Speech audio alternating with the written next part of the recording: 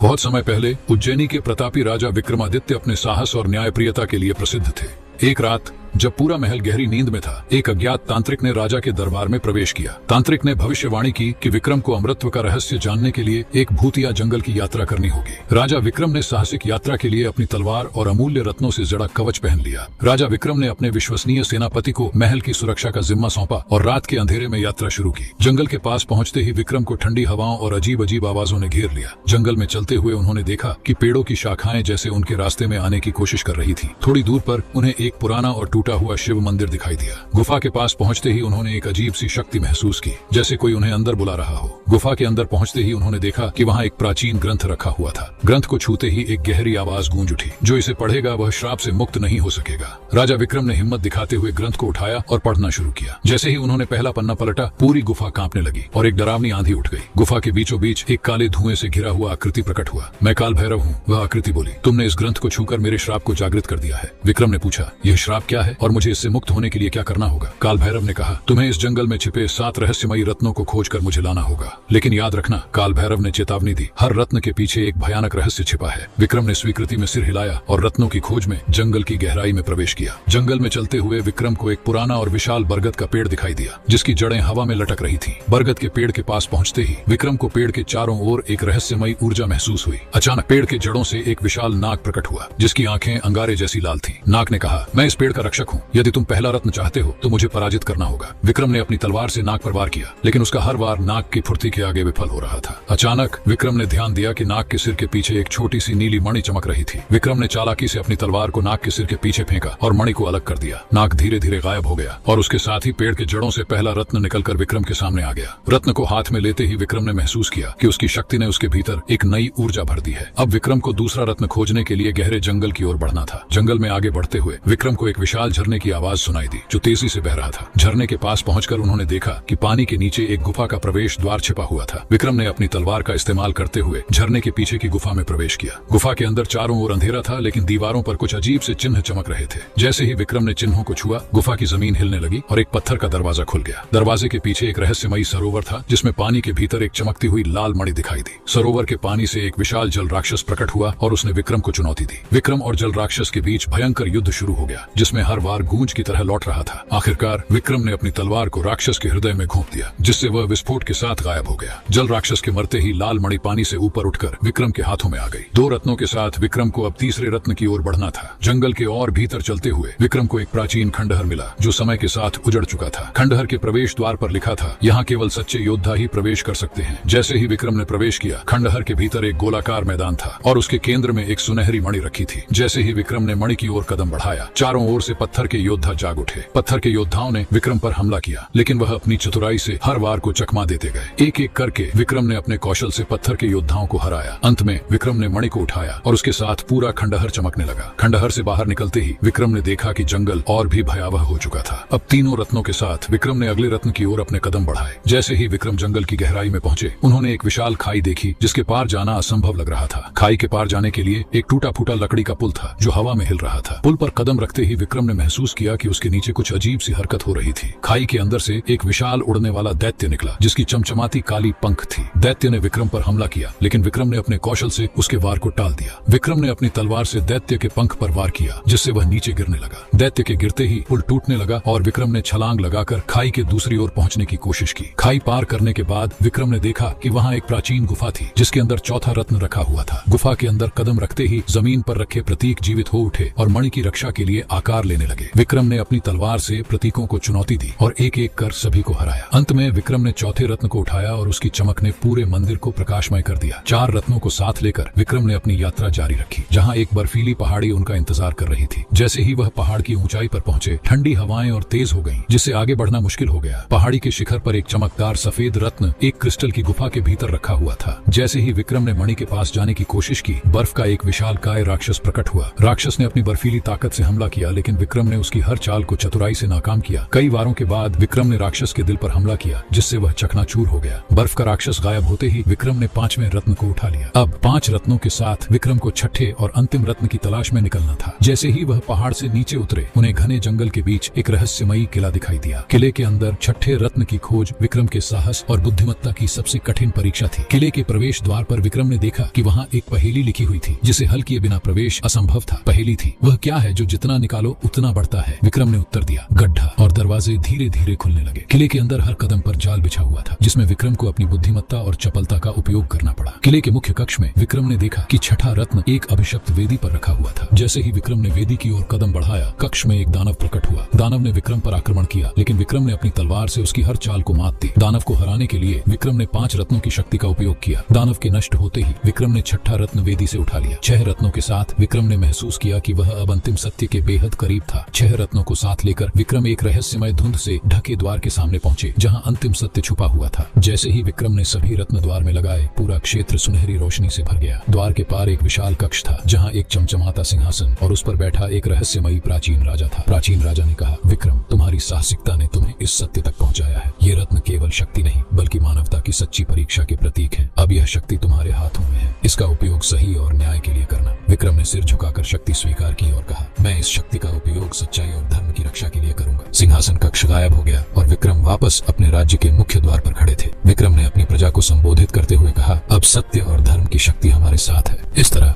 राजा विक्रम ने न केवल अपनी यात्रा पूरी की, बल्कि पूरे राज्य में सत्य और धर्म की स्थापना की। वीडियो पसंद आया हो तो लाइक और सब्सक्राइब कर देना। मिलते हैं नेक्स्ट वीडियो में।